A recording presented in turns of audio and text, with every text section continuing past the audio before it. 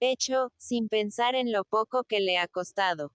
El otro, por lo contrario, no ve más que lo que el servicio ha costado al bienhechor, y no el provecho que él ha sacado.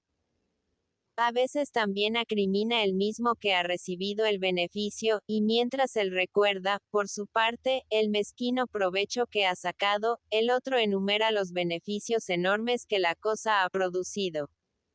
Por ejemplo, si exponiéndose a un peligro, se ha sacado a uno de un apuro, arriesgando tan solo el valor de un dracma, el uno solo piensa en el peligro que ha corrido, mientras que el otro solo piensa en el valor del dracma como si solo se tratase de una restitución pecuniaria.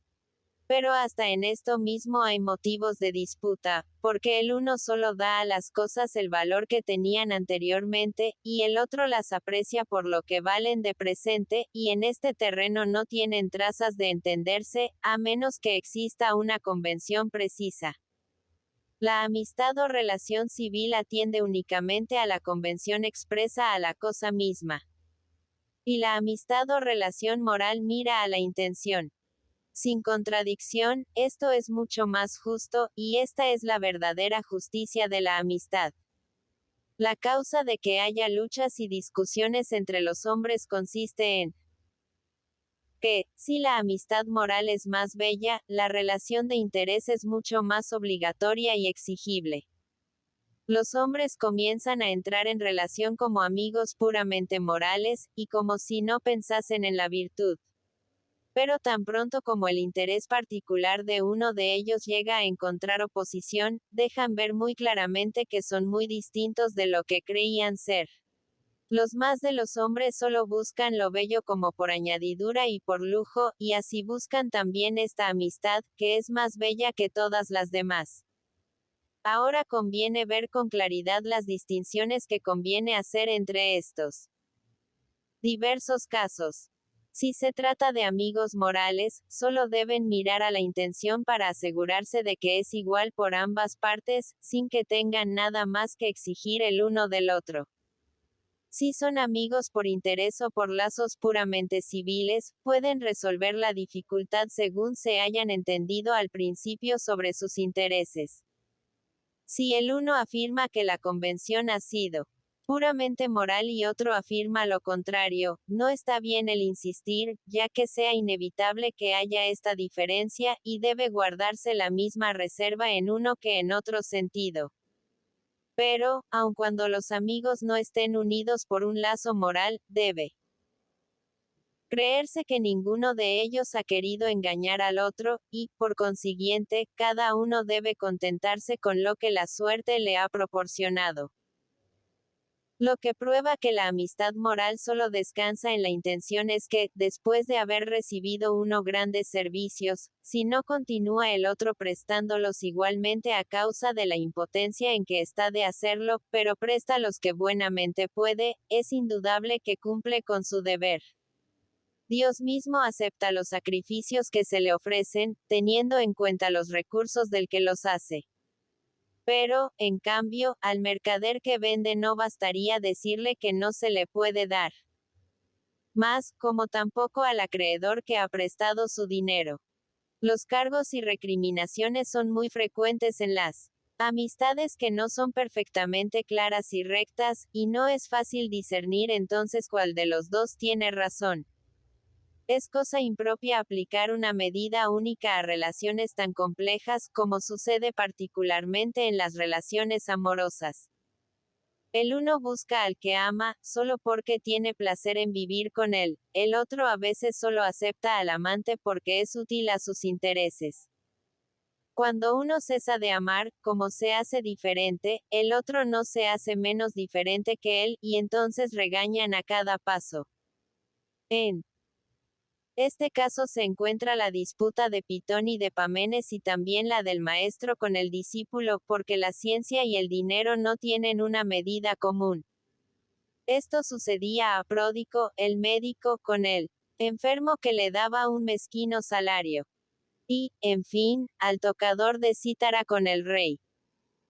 El uno, al acoger al artista, solo buscaba el placer, y el otro solo buscaba su interés al ir a la corte, y, cuando llegó el caso de pagar, el rey, como solo debía al artista el placer que había disfrutado, le dijo: todo el placer que me habéis proporcionado cantando os lo he pagado ya por el placer que os han producido mis promesas.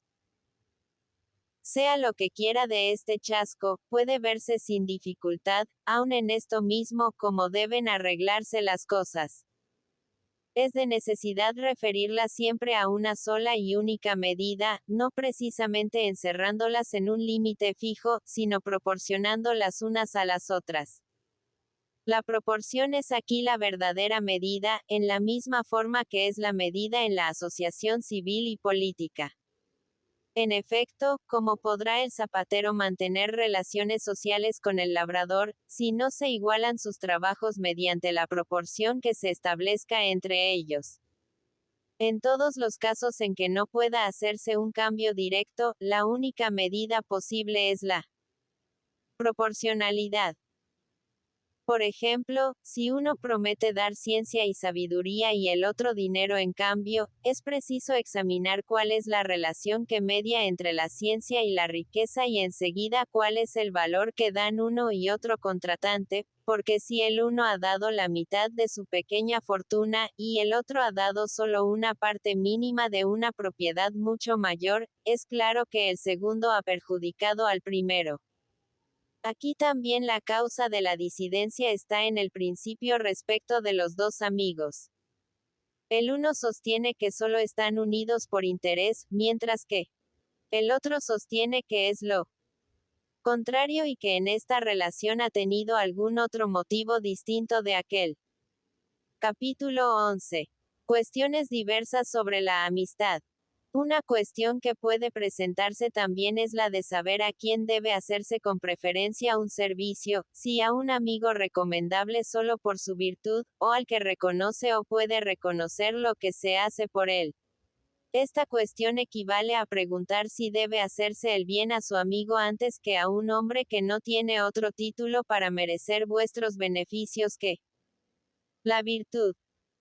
Si por fortuna el amigo es un hombre virtuoso y al mismo tiempo es vuestro amigo, la cuestión no ofrece, como se ve, gran dificultad, a no ser que se exagere desmesuradamente una de estas cualidades y se rebaje la otra, suponiendo que este hombre es vuestro amigo íntimo, pero que es un hombre medianamente honrado.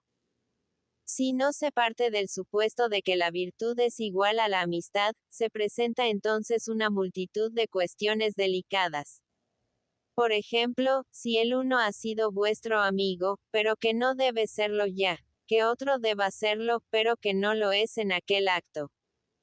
O bien, si uno lo ha sido, pero ya no lo es, y que otro lo sea al presente, pero que no lo haya sido siempre ni deba siempre serlo.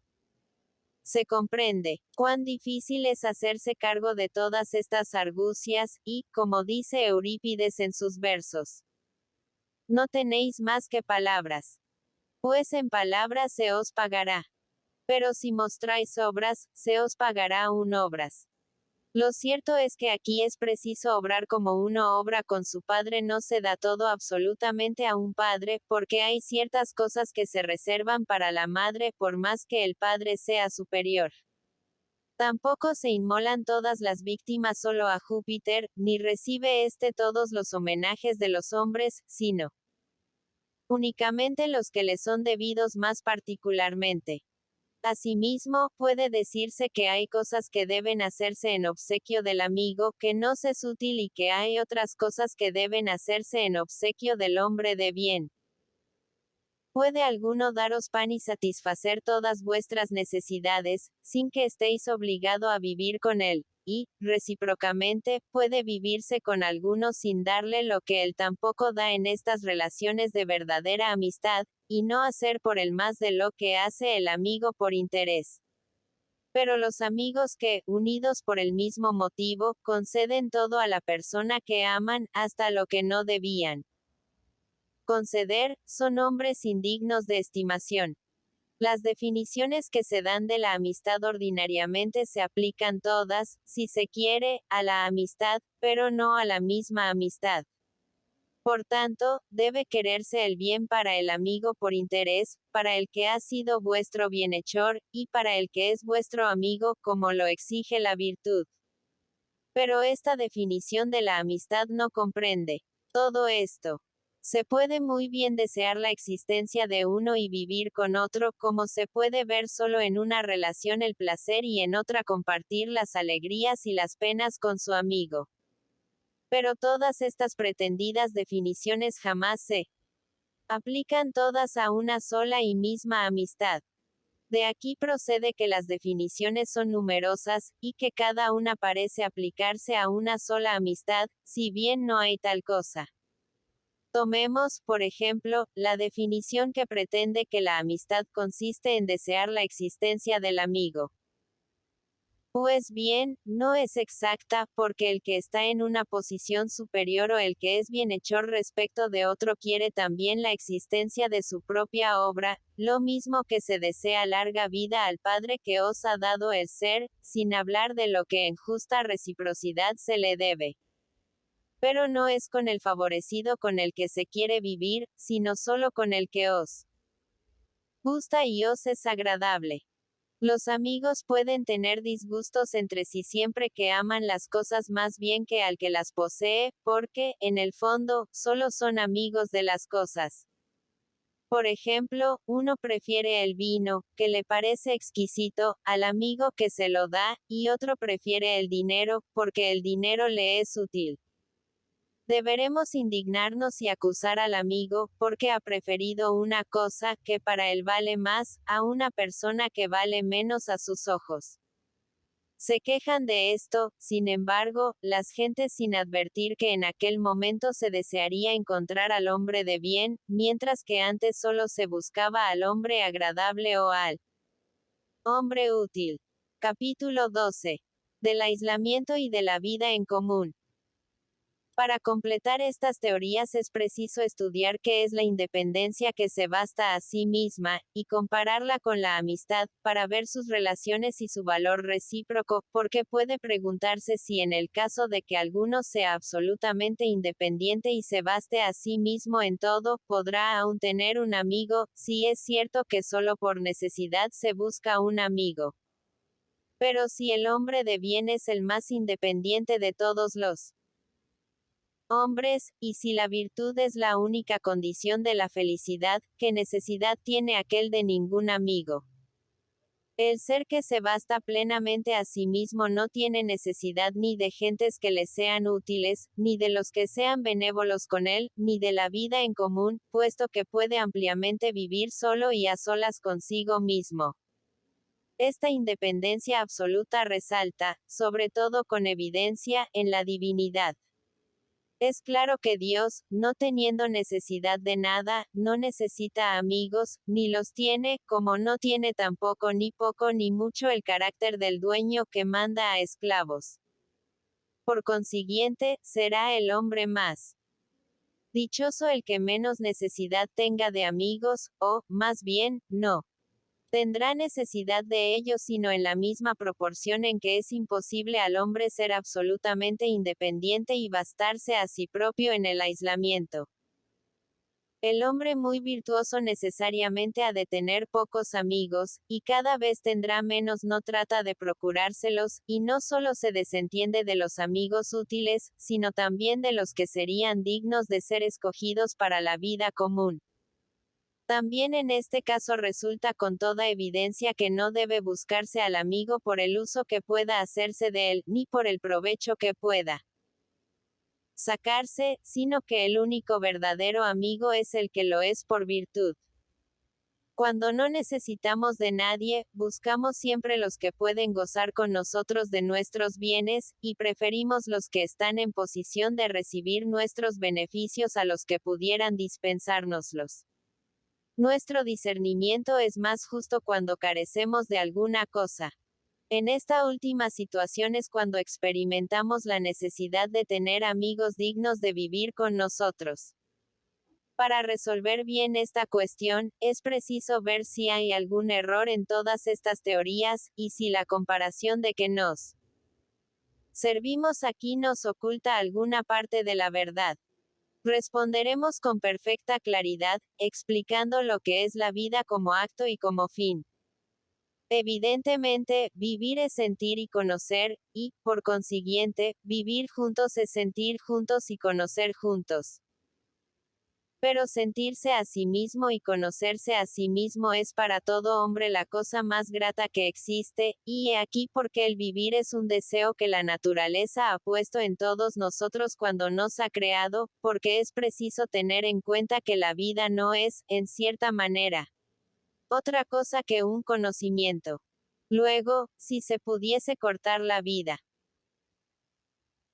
y el conocimiento en dos, y separar el conocimiento de manera que quedase aislado y en sí mismo únicamente, cosa, por otra parte, que no puede expresarse en el lenguaje, pero que, en realidad puede concebirse, desde este momento no habría ya ninguna diferencia en que otro ser viviese en vuestro lugar u ocupando vuestro puesto, aunque se prefiere, y con razón, el sentir y conocer uno mismo. Porque es preciso que vuestra razón acepte estas dos ideas a la vez. En primer lugar, que la vida es una cosa que se desea. Y, en segundo, que el bien se desea igualmente, porque sólo así pueden los hombres tener la naturaleza que tienen. Luego, si en la serie coordinada de las cosas, uno de los elementos se encuentra siempre en la categoría del bien, es porque conocer y escoger las cosas participa de una manera general de la naturaleza finita. Por consiguiente, querer uno sentirse a sí mismo es querer existir en sí mismo de una cierta manera, de una manera especial. Pero, como de hecho no somos por nosotros mismos ninguna de estas facultades separadamente, solo existimos gozando de estas dos facultades reunidas, la de sentir y la de conocer. Así, sintiendo, es como se hace uno sensible, sobre el punto mismo en que al principio se ha sentido en la manera con que se ha sentido, y en el tiempo en que se ha sentido. Asimismo, conociendo es como se hace uno capaz de conocer. Por esta causa, quiere uno vivir siempre, porque se quiere conocer siempre. En otros términos, se desea ser uno mismo la cosa que se conoce. Desde este punto de vista podría parecer extraño el deseo que tiene el hombre, de vivir con sus semejantes en vida común, ante todo para atender a las necesidades que compartirnos con los demás animales, quiero decir, las de comer y beber, las cuales ordinariamente quiere el hombre satisfacer en compañía de alguien. ¿Qué diferencia hay, en efecto, entre satisfacer estas necesidades juntos y satisfacerlas separadamente, desde el momento en que se suprima de estas reuniones la palabra con cuyo auxilio nos comunicamos unos con otros? Los hombres independientes no pueden, por otra parte, conversar con el primero que llega. Y añado que no es posible que estos amigos que se suponen independientes y capaces de bastarse a sí mismos, aprendan nada en tales conversaciones, ni enseñan nada a los demás. Si uno aprende algo con respecto a sí mismo, es que no es todo lo que debe ser en punto a suficiencia personal. Por otra parte, jamás es uno amigo del maestro que os instruye, puesto que la amistad es una igualdad y una semejanza. Sea de esto lo que quiera, es un gran placer el estar juntos, y gozamos más de nuestra felicidad haciendo partícipes de ella a nuestros amigos hasta donde podamos, y dándoles siempre lo mejor que tenemos. Por lo demás, con uno se comparten placeres puramente materiales, con otro los que proporcionan las artes, con un tercero los de la filosofía. Lo que se quiere, sobre todo, es estar con su amigo, porque, como dice el proverbio, es una cosa muy triste tener los amigos lejos de sí. Lo cual quiere decir que los que una vez son amigos no deben alejarse uno de otro. Por esta razón, el amor se parece tanto a la amistad. El amante desea Siempre vivir con aquel a quien ama, no ciertamente como quiere la razón que se viva en común, sino tan solo para satisfacer las exigencias de los sentidos y de la pasión.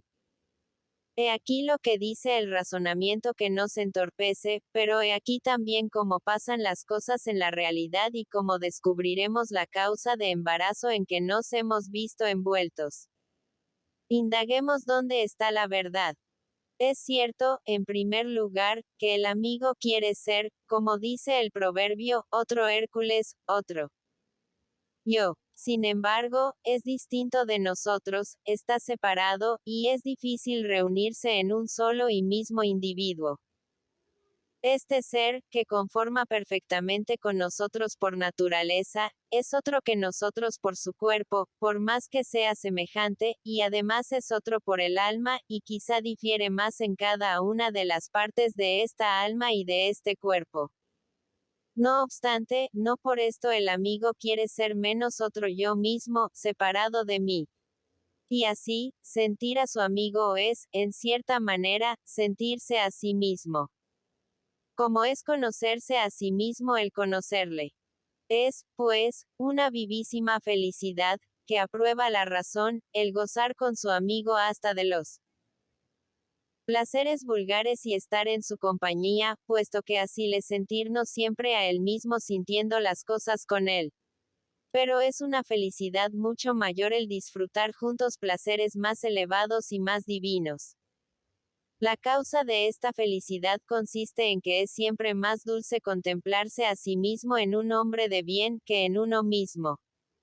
A veces es un simple sentimiento, un acto o alguna otra cosa lo que reúne los corazones.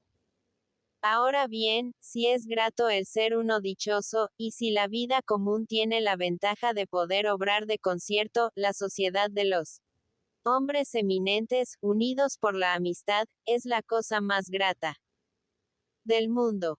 Consagrarse juntos a estas nobles contemplaciones o a estos delicados goces, tal es el fin de estas amistades. Mientras que reunirse para comer en común o satisfacer las necesidades que la naturaleza nos impone es solo un grosero placer. Pero cada uno de nosotros quiere realizar en esta comunidad el fin especial a que le es dado aspirar, y lo que más se desea cuando no se puede alcanzar la perfecta unión es hacer servicios a sus amigos y recibir otros en cambio. Es preciso confesar, pues, que el hombre está hecho para vivir en sociedad con sus semejantes, que realmente todos los hombres buscan la vida común, y que el hombre más dichoso y el mejor de todos es el que la busca con más empeño. Se ve, pues, que lo que en esta cuestión nos parecía de pronto poco conforme con la razón, era, sin embargo, una consecuencia bastante racional de la parte de verdad contenida en este razonamiento. Y, gracias a la comparación tan exacta que hemos hecho, hemos encontrado la solución que buscábamos. No, Dios no está hecho de tal manera que tenga necesidad de un amigo, y que pueda encontrar otro semejante a él. Pero debemos cuidar de no extremar este razonamiento, porque llegaríamos a arrancar el pensamiento mismo al hombre de bien. Dios, para ser dichoso, no tiene que estar sometido a las mismas condiciones que nosotros, porque es demasiado perfecto para poder pensar en otra cosa que en sí mismo. Por lo contrario, respecto del hombre, la felicidad solo puede referirse a una cosa distinta que nosotros mismos, mientras que para Dios la felicidad no puede encontrarse sino en su propia esencia. Por otra parte, decir que debemos procurarnos muchos amigos y desearlos, y decir, al mismo tiempo, que tener muchos amigos es no tener ninguno, son dos cosas que no se contradicen. Y de ambos lados hay razón. Como puede vivirse, a la vez, con muchas personas y simpatizar con aquellas, debe desearse mucho que tales personas sean tantas cuantas sea posible. Pero como esto es muy difícil, es necesario que esta comunidad efectiva de sensaciones y estas simpatías se concentren en un pequeño número de personas. Por consiguiente, no solo no es conveniente tener muchos amigos, porque se necesitan siempre pruebas de su afección, sino que tampoco lo es gozar del afecto de tan numerosos amigos cuando se tienen. A veces queremos que el que amamos esté lejos de nosotros, si es esta una condición para su felicidad. Otras deseamos, por lo contrario, que participe de los bienes que disfrutamos. Deseo de estar juntos, que es señal de una sincera amistad. Cuando es posible estar reunidos y de este modo ser dichosos, nadie duda en desearlo. Pero cuando es imposible, se hace entonces lo que hizo la madre de Hércules, que prefirió separarse de su hijo y verle convertido en un dios, a tenerlo cerca de sí y verle esclavo de Euristeo. El amigo podría, en este caso, dar la misma respuesta que de burlas dio un lacedemonio a uno que le aconsejaba en medio de una tempestad que llamara a los dioscuros en su auxilio. Es ciertamente propio del que ama el evitar que su amigo participe de todas las pruebas desagradables y penosas, así como es también lo propio del amado tomar parte en ellas. Ambos tienen razón al obrar de esta manera, porque nada debe ser para un amigo más penoso, así como nada más dulce que la presencia de su amigo. Por otra parte, en el terreno de la amistad no debe uno pensar únicamente en sí mismo, y por esto se desea evitar al amigo toda participación en el mal que uno sufre. Debe ser uno solo en la pena, y se tildaría de egoísmo al que comprara su placer a expensas del dolor de su amigo. Es cierto que los males son más ligeros cuando no es uno solo a padecerlos, y como es natural desea ser dichoso y tener compañía, es claro que se prefiere unirse a otro, aunque el bien que se espere sea menos grande, a estar separados gozando de un bien mayor. Pero como no se puede saber exactamente todo lo que vale la vida común, varían las opiniones sobre este punto. Unos creen que la amistad consiste en comunicarse todo sin excepción, porque es mucho más agradable, dicen, comer juntos, aun suponiendo que ambos tengan una comida igualmente buena. Otros, por lo contrario, no quieren que su amigo comparta su pena, y puede concederse que tienen razón, porque, llevando las cosas al extremo, llegaría a sostenerse que vale más sufrir horriblemente juntos que ser muy dichosos separadamente. Las mismas perplejidades, poco más o menos, siente el corazón de un amigo cuando está en la desgracia. A veces deseamos que nuestros amigos estén lejos de nosotros y no participen de nuestro dolor, cuando nada podrían hacer respecto de él. Otras veces se miraría su presencia como el más dulce consuelo que podría tenerse. Esta contradicción aparente no tiene nada de irracional, y se explica por lo que acabamos de decir. Hablando en absoluto, queremos evitar el ver un dolor cualquiera y hasta un simple embarazo que se refiera a nuestro amigo, por lo mismo que lo evitaríamos tratándose de nosotros mismos. Por otra parte, entre las cosas gratas de la vida, la más grata es ver al amigo por los motivos que hemos indicado, y verle sin sufrimiento, aun cuando uno mismo padezca personalmente. Pero, según que el placer arrastra a uno en este o en aquel sentido, así se inclina a desear la presencia del amigo o su ausencia. Esto es lo que, por una causa semejante, experimentan los corazones de una naturaleza inferior.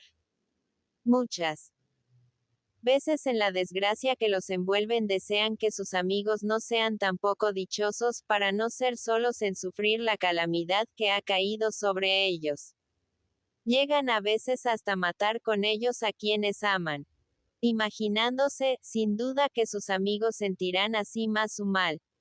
Sea que en su desesperación recuerden más vivamente la felicidad que han gozado en otro tiempo, sea que teman permanecer siendo siempre desgraciados. Capítulo 13.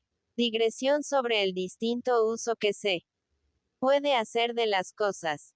Una cuestión de otro orden que puede suscitarse es la de si es posible emplear, a la vez, una cosa en el uso que sea propio de ella, y en otro uso distinto.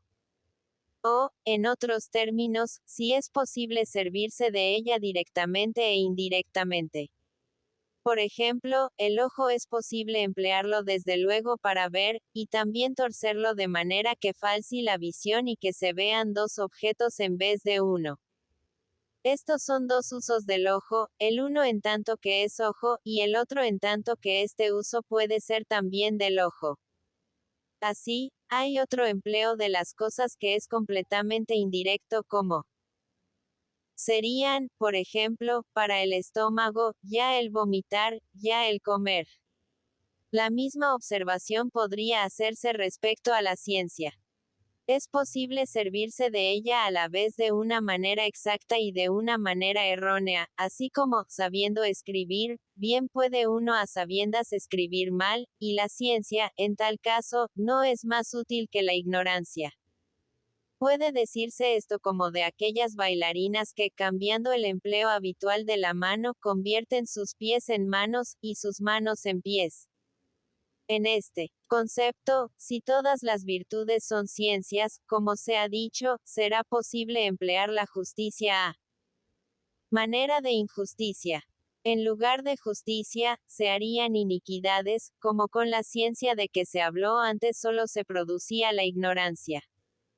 Pero si esto es manifiestamente imposible, no es menos evidente que las virtudes no son ciencias como se pretende.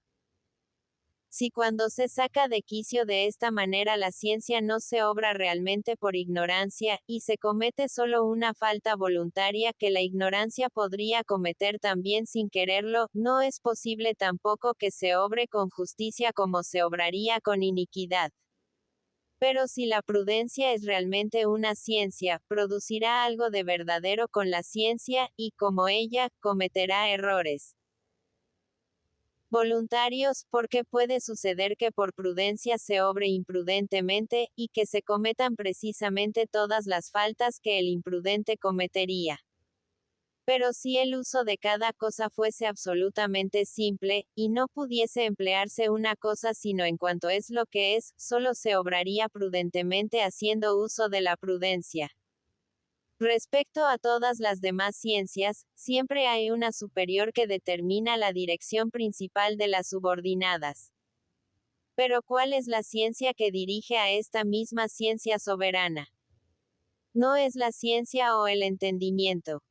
No es tampoco la virtud, porque esta ciencia madre emplea la virtud misma, puesto que la virtud del que manda consiste en hacer uso de la virtud del ser que obedece. ¿Cuál es, pues, esta ciencia reguladora?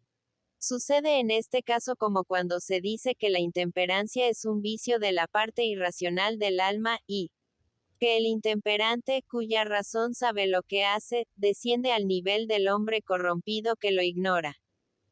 Cuando el deseo es demasiado violento, trastorna la razón, que cree entonces todo lo contrario de lo que debería pensar. Es claro que si la virtud se halla en esta parte del alma y la ignorancia en la parte irracional, las demás funciones se hallan igualmente trastornadas. Desde aquel acto se podrá emplear la justicia con iniquidad, y para hacer mal, y se empleará la prudencia para obrar imprudentemente. Pero entonces lo contrario no sería menos posible. En efecto, si se supone que el vicio, penetrando en la razón, pueda mudar la virtud que reside en la parte racional del alma y echarla en brazos de la ignorancia, sería bien extraño que la virtud, a su vez, no mudase la ignorancia que está en la parte irracional, y no la forzase a pensar prudentemente y a realizar el deber. Recíprocamente, la prudencia, que está en la parte racional, a conducirse prudentemente y a convertirse en lo que se llama la templanza. Por consiguiente, la ignorancia se haría prudente y sabia. Pero todas estas teorías son insostenibles, y, sobre todo, es absurdo creer que la ignorancia pueda nunca hacerse sabia y prudente. Nada semejante vemos por ningún lado, y la corrupción hace olvidar y trastornar todos los consejos de la medicina, y, en ocasiones, todas las reglas de la gramática. La razón es que, en el fondo, el hombre injusto puede todo lo que puede el hombre justo, y, hablando en general, la potencia de no hacer está comprendida en la potencia de hacer. Podemos, pues, concluir de aquí que solo las facultades de la parte racional del alma son, a la vez, prudentes y buenas, y que Sócrates tuvo razón al decir que nada hay más fuerte que la prudencia. Pero no estaba en lo cierto cuando decía que es una ciencia, porque es una virtud y no una ciencia, y la virtud es una especie de conocimiento completamente diferente de la ciencia propiamente dicha.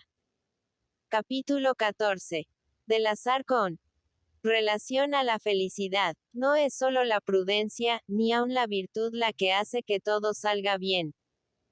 Con frecuencia se habla de muchos que prosperan favorecidos solo por el azar, como si una suerte dichosa pudiese hacer felices a los hombres tanto como la ciencia, y asegurarles las mismas ventajas.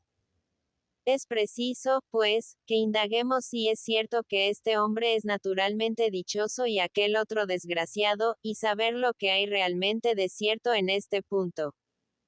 No puede negarse que hay personas verdaderamente afortunadas. Por muchas locuras que hagan, todo les sale bien en las cosas que dependen únicamente del azar. Triunfan hasta en aquellas que están sometidas a reglas ciertas, pero en las que la fortuna tiene una gran parte, como el arte de la guerra y el de la navegación. Les salen bien las cosas porque tienen ciertas facultades. O su prosperidad no depende absolutamente nada de lo que son personalmente. Se cree, por lo general, que a la naturaleza, que los ha hecho de cierta manera, es a la que debe atribuirse este ciego favor. Y así, la naturaleza, haciendo los hombres lo que son, establece entre ellos, desde el momento de nacer, profundas diferencias, dando a unos ojos azules y a otros ojos negros, porque tal órgano es de tal manera más bien que de tal otra. Pues en la misma forma, se dice, la naturaleza hace a unos afortunados y a otros desgraciados. Lo cierto es que no es la prudencia la que da la buena fortuna a las personas de que hablamos. La prudencia no es irracional, y sabe siempre la razón de lo que hace. Pero esos hombres serían incapaces de decir cómo salen bien de sus empresas, porque esto sería obra de arte y de ciencia, y ellos no pueden elevarse tan alto. Además, su incapacidad es bien evidente, no ya respecto a las demás cosas. Porque esto no tendría nada de extraño, como no lo es que un gran geómetra como Hipócrates, inhábil e ignorante en todo lo demás, perdiera en un viaje, efecto de la sencillez de su carácter, una suma considerable con los que cobraban la cincuentena en Bizancio. Sino que estas gentes tan afortunadas son notoriamente insensatas en las cosas mismas en que tanto los la fortuna. En punto a navegación, los más hábiles no son halaga los más afortunados, porque a veces sucede como en el juego de dados, en el que uno no hace nada mientras que el otro hace una jugada, lo cual prueba bien que es naturalmente afortunado o amado de los dioses, o, en una palabra, que es una causa extraña a él la que le da el triunfo. Así, muchas veces una mala nave hace con más felicidad una travesía que otra, no a causa de lo que es el buque, sino únicamente porque tiene un buen piloto, y si este loco sale bien es porque tiene de su parte el destino, que es un excelente piloto. Confieso que es sorprendente que Dios o el destino amen a un hombre de esta clase antes que al hombre más de bien y más prudente. Si para que los imprudentes salgan bien de sus empresas es preciso que los ayuden la naturaleza, o la inteligencia, o una protección extraña, y se supone que ninguna de estas dos últimas influencias viene en su auxilio, resulta que solo la naturaleza es el origen de la felicidad de tales hombres.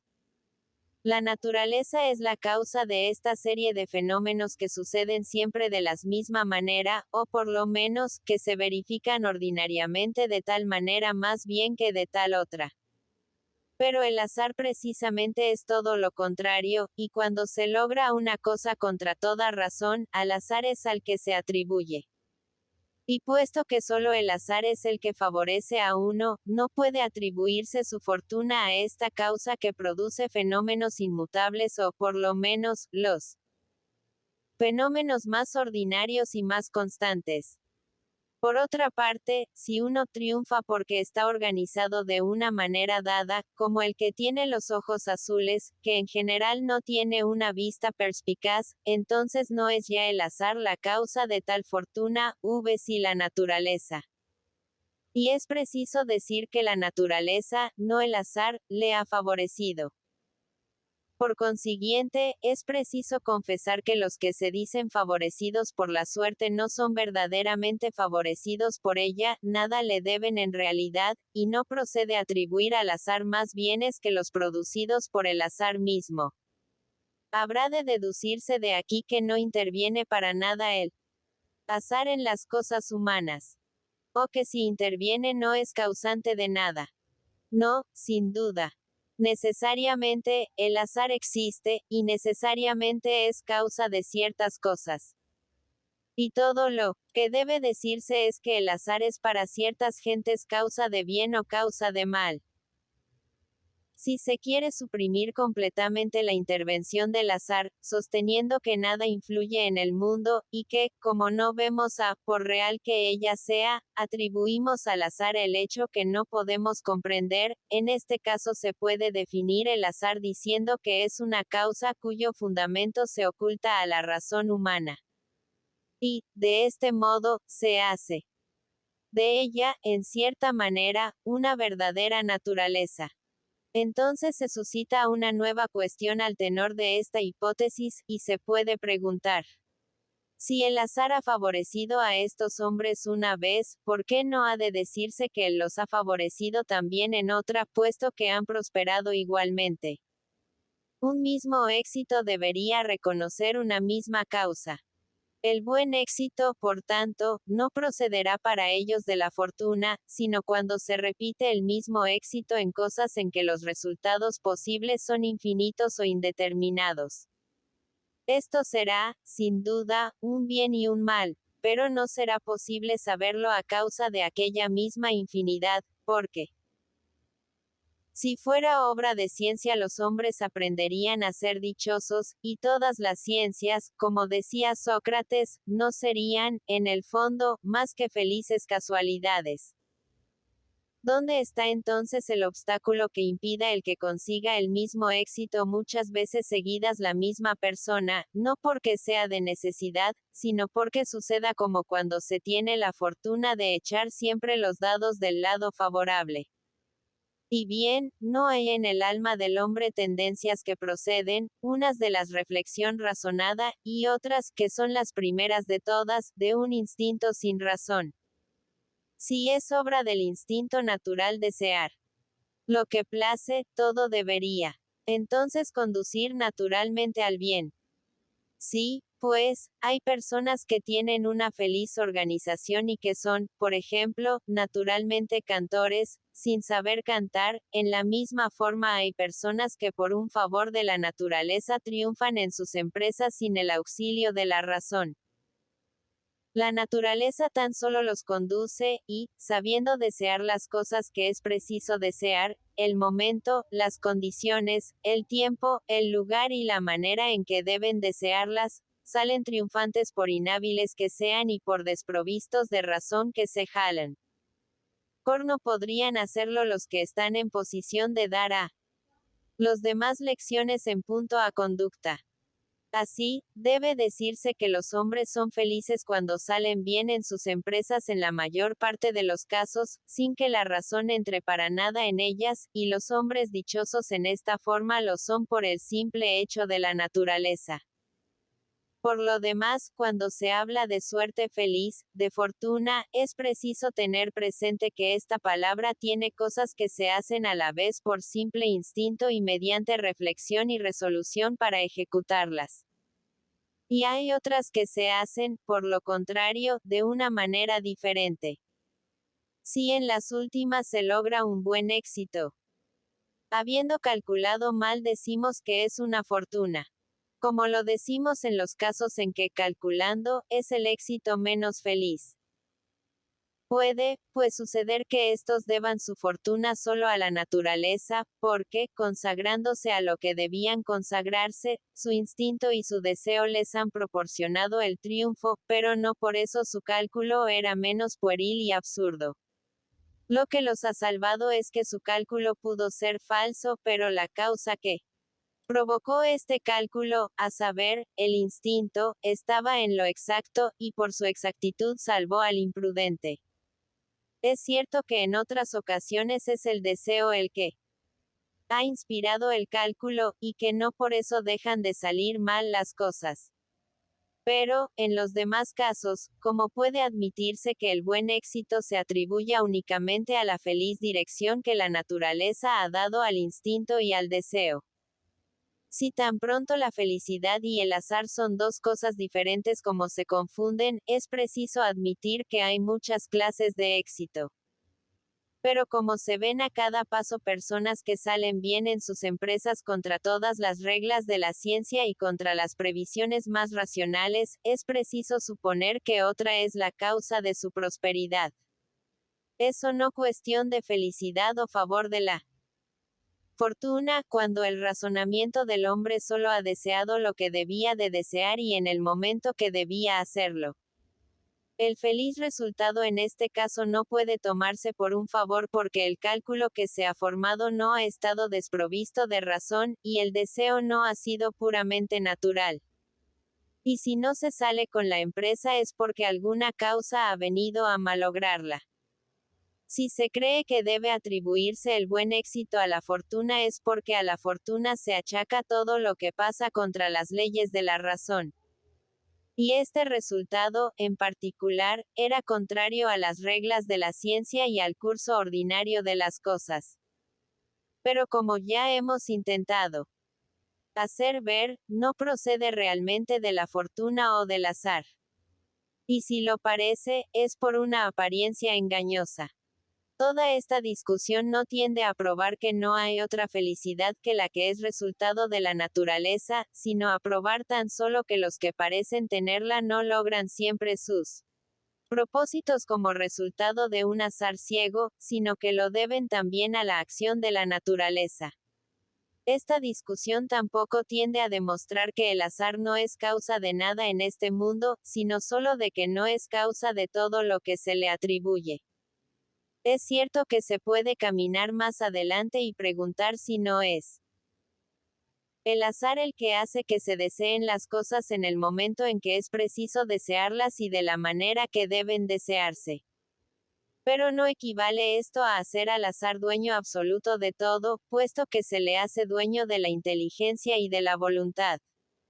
Por mucho que se reflexione y se calcule, no se ha calculado el calcular antes de calcular, y es un principio distinto el que nos ha hecho obrar. No se ha pensado en pensar antes de pensar. Consideración que puede extenderse hasta el infinito. Entonces ya no es el pensamiento el principio que hace que se piense, ni es la voluntad el principio que hace que se quiera. ¿Qué queda, pues, en pie, como no sea el azar? Todo se hará y dependerá únicamente del azar, si es este un principio universal fuera del cual no puede existir ningún otro.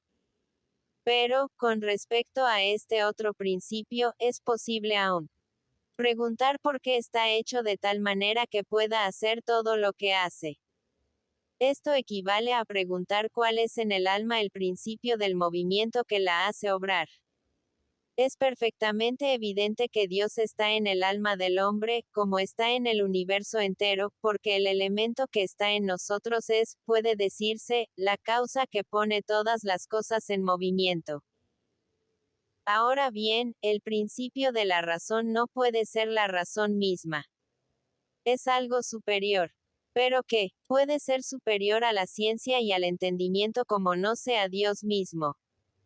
La virtud no es más que un instrumento del entendimiento, y por esto los antiguos han podido decir: Es preciso reconocer que son afortunados los hombres cuando realizan felizmente sus empresas a pesar de su evidente sinrazón, y cuando sería para ellos un peligro el calcular lo que hacen.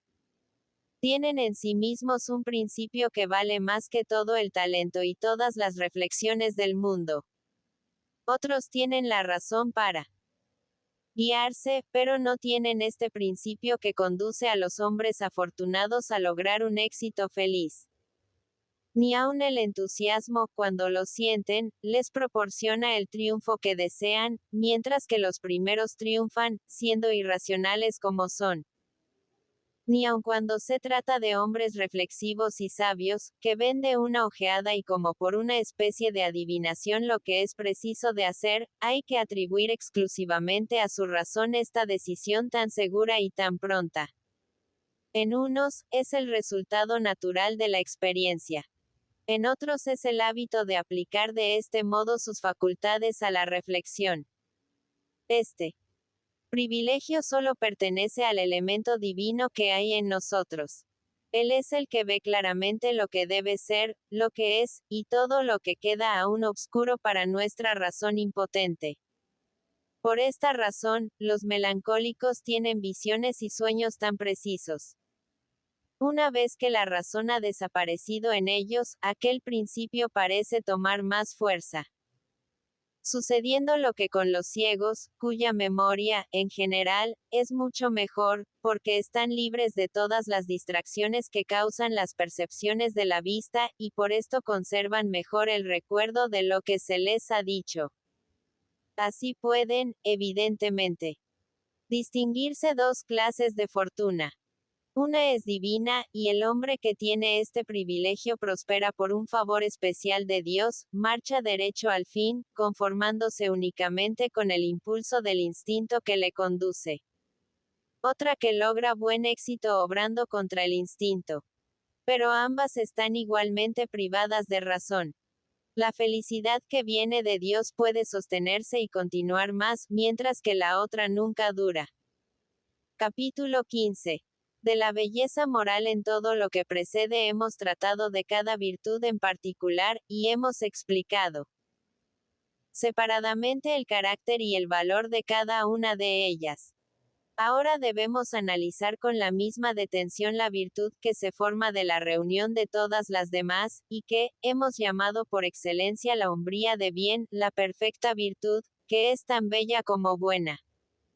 Es preciso reconocer que cuando se merece en realidad el precioso título de hombre de bien es porque se poseen necesariamente todas las demás virtudes particulares. Absolutamente lo mismo sucede en cualquier otro orden de cosas. Por ejemplo, sería imposible tener el conjunto del cuerpo perfectamente sano, si alguna de las partes no estuviere sana. Es de toda necesidad que todas las partes del cuerpo, o, por lo menos, la mayor parte y las más importantes estén en el mismo estado que el conjunto. Ser bueno y ser perfectamente virtuoso no son solo palabras distintas, sino que son cosas que en sí son diferentes. Todo lo que es bueno tiene siempre un fin deseable únicamente. Por el mismo, pero no hay belleza y honestidad en otros bienes que en aquellos que, siendo ya deseables por sí, son, además, dignos de estimación y de alabanza. Son aquellos bienes cuyas consecuencias, que se muestran en las acciones que ellos inspiran, son tan laudables como ellos mismos. Y así, la justicia, laudable de suyo, no lo es menos por los actos que nos obliga a practicar. Los hombres prudentes merecen nuestros elogios, porque la prudencia los merece también. La salud, por lo contrario, no da lugar a nuestra estimación, como no dan lugar a ella las consecuencias que ella produce. Tampoco obtiene nuestra estimación un acto de fuerza, porque la fuerza no lo merece. Estas son cosas muy buenas, sin duda, pero no dignas de nuestra estimación ni de nuestras alabanzas. Si se quisiera, se podría comprobar esta teoría por inducción en todos los demás casos. El único hombre a quien debe llamarse bueno es aquel para quien subsisten realmente siendo buenas las cosas que por su naturaleza lo son. En efecto, los bienes más disputados, y que se consideran como los mayores de todos, la gloria, las riquezas, las cualidades del cuerpo, la buena fortuna, el poder, son bienes por su naturaleza. Pero pueden también ser perjudiciales a algunos individuos, a causa de la disposición en que tales individuos se encuentren. Un loco, un bribón, un libertino, ningún provecho podrían sacar de ellos. A la manera que un enfermo no podría tomar con provecho la comida de un hombre que gozara de plena salud. Como un cuerpo raquítico o mutilado no podría llevar el vestido de un cuerpo vigoroso y completo. Es uno moralmente bello y virtuoso, es decir, perfecto hombre de bien, cuando solo busca los bienes bellos por sí mismos, y practica las bellas acciones exclusivamente porque son bellas, entendiendo por acciones bellas la virtud y los actos que la virtud inspira. Pero hay otra disposición moral que gobierna a veces las ciudades, y de la que conviene hacer aquí mención. Se la encuentra entre los espartanos, y muy bien podrían tenerla, a su ejemplo, otros pueblos. Esta disposición moral consiste en creer que si es indispensable tener la virtud, es únicamente con la mira de estos bienes, que son bienes naturales. Esta convicción forma, ciertamente, hombres virtuosos, porque poseen los bienes según la naturaleza. Pero no puede decirse que tengan la belleza moral en toda su perfección. No tienen las virtudes que son bellas esencialmente y en sí, no tratan de ser bellos moralmente, al mismo tiempo que virtuosos. Y no solo son incompletos bajo este concepto, sino que, además, las cosas que no son naturalmente bellas y que solo son naturalmente buenas, se convierten a sus ojos en bellas. Las cosas que se hacen no son verdaderamente bellas sino cuando se las hace y se las busca en vista de un fin que es igualmente bello. He aquí por qué estos bienes naturales se hacen bellos solo en el hombre que posee la belleza moral. Ahora bien, lo justo es bello, y lo justo está en proporción del mérito. Y el hombre de bien, en el sentido que indicarnos aquí, merece todos estos bienes. También puede decirse que lo conveniente es bello, y por tanto conviene que el hombre dotado de todas estas virtudes tenga fortuna, buen nacimiento y poder. Todos los bienes de este orden son, a la vez, útiles. Y ellos para el hombre que posee la belleza moral y la virtud perfecta, mientras que todas estas condiciones están como fuera de su sitio en la mayor parte de los demás hombres. Los bienes que son buenos en sí no son buenos para ellos. Solo lo son para el hombre de bien, porque se convierten en bellezas en el individuo, que es moralmente bello, como que con su auxilio ejecuta sin cesar las acciones que son en sí las más bellas del mundo. Por lo contrario, el que se imagina que solo deben poseerse las virtudes para adquirir los bienes exteriores, solo indirectamente practica acciones bellas. Por tanto, la belleza moral, la hombría de bien, es la única virtud verdaderamente completa. Hablar del placer, hemos hecho ver lo que es y explicado de qué manera es bueno. Hemos probado que las cosas absolutamente agradables son también bellas, y que las cosas absolutamente buenas son igualmente agradables. El placer solo se encuentra en la acción. Por consiguiente, el hombre verdaderamente dichoso vivirá en medio del más vivo placer, y la opinión común en este punto no se engaña. Pero así como el médico tiene una pauta fija a que referirse para estimar el medicamento que debe curar el cuerpo enfermo o el que no le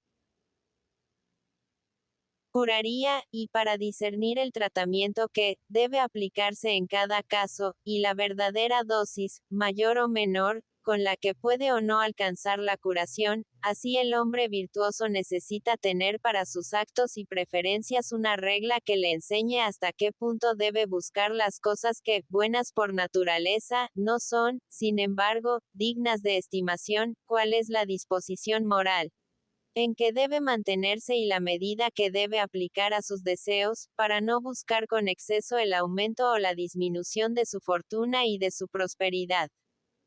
Más arriba ya hemos dicho que el verdadero límite en este punto es el que indica la razón.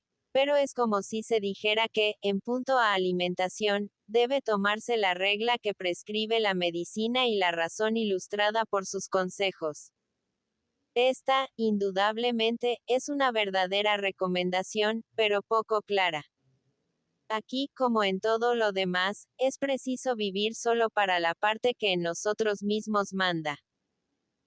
Es preciso organizar la vida y la conducta, tomando por base la energía propia de esta parte superior de nosotros mismos, a manera que el esclavo arregla toda su existencia en consideración a su dueño, y como cada uno debe hacerlo en vista del poder especial a que su deber le somete.